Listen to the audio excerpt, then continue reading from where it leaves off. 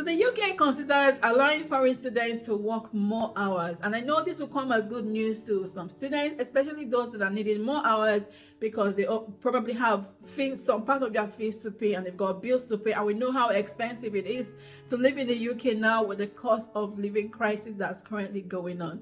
Okay, but before I go on, I would like to introduce myself. My name is Tari, and on this channel we'll talk about UK visas and immigration.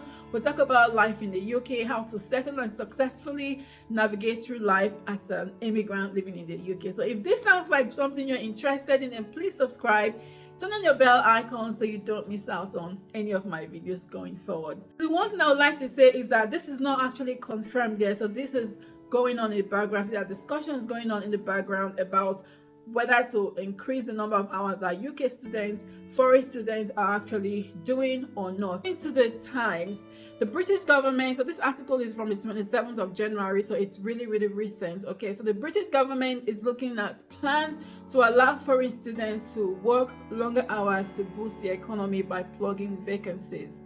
The Times reported on Thursday. So ministers are looking at ways to encourage British and overseas students to take more part-time jobs to deal with the shortages in such areas as hospitality and retail, the report said, citing government sources. Since discussions have begun with the government about either raising the cap of paid work hours on foreign students to 30 hours per week from 20 hours currently, or removing it entirely. Okay, so we know that at the moment international students or foreign students are only allowed to work 20 hours, and a lot of students struggle because that 20 hours does not actually give them enough money to cater for themselves while they're in the UK, to pay. Some students haven't finished paying their school fees, so they find out they actually struggle. They cannot work more than 20 hours because if they do, they will be breaching the conditions of their visa. Therefore, they are only allowed to stick to the 20 hours that have been allocated to them. So because of this, they struggle throughout their stay in the UK. But now the government is planning to either remove the cap completely, which means they can work as many hours they want, or they can increase it to 30 hours from 20 hours. Okay, so whatever they decide, whether it's 30 hours or increasing or removing the cap entirely, it's going to be beneficial to the student, because that will mean that they can take up more jobs, more hours, and then they can make more money. Okay, and there are some areas whereby employers will not employ them, usually not employ them because they need full-time staff.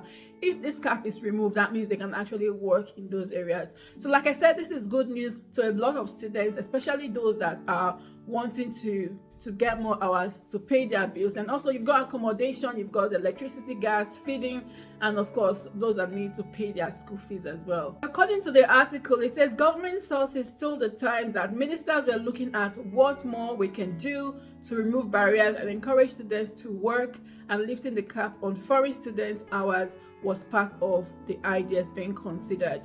The idea is at an early stage. Like I said before, it's just an idea, it's just a proposal, and has yet to be agreed across government. The report said the plans come amidst Britain's Home Secretary Suella Braverman's proposal to reduce illegal migration in the country. And we know that we've talked about videos of how I've made videos about how the government is wanting to reduce net migration. My last video, we talked about the post-study work visa as one of the proposals. In my last video, I talked about the proposal to reduce the length of time for the post-study work visa from 2 years to 6 months. So that's one of the proposals. And now they're talking about increasing the hours for international students, for foreign students to take up more work. Okay, so these, like I said, they are just proposals, they're just ideas, things that are being discussed in Parliament and things like that, so that they can see how best they can benefit the economy and also benefit the students as well, because we know that the economy of the UK economy is struggling in most areas. Like the article has said, in retail area, in manufacturing, they are struggling, they need more staff, and at the same time they want to cut down on illegal migration. So what's the best way that they can do this? So that's the reason they are bringing up all these a proposal into place.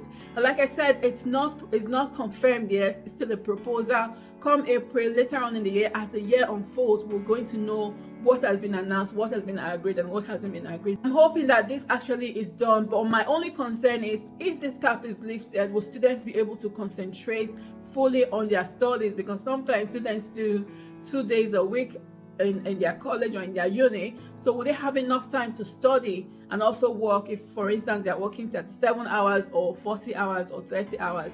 Okay, so if they take it to the middle, maybe 30 hours, I think that would be a good idea. But also some people might want to argue with me that they can do more hours. Okay, but so long as they're able to balance the hours they are doing and also the course they are studying, I think whatever works for them will be a good thing, and also it will benefit the UK economy.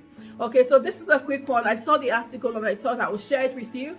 I hope this video is helpful to someone. I hope it brings hope to you. If you are a student in the UK, keep your fingers crossed. Hopefully something will be announced soon. If you're wanting to come to the UK, again, like I said in my previous video, please get your documents in, fill in your application, start applying, and you can come to the UK. And hopefully when you come, we'll have many good news waiting for you. But thank you so much. I hope this video is helpful. If it has helped you, give it a thumbs up, share with your friends and family, and of course subscribe to my channel if you haven't already done so. If you have any questions, any video suggestions, anything you'd like us to talk about, please leave them in the comment section and I'll do my best to answer them and maybe do videos on them. But thank you so much for watching this video, and I'll see you in my next video.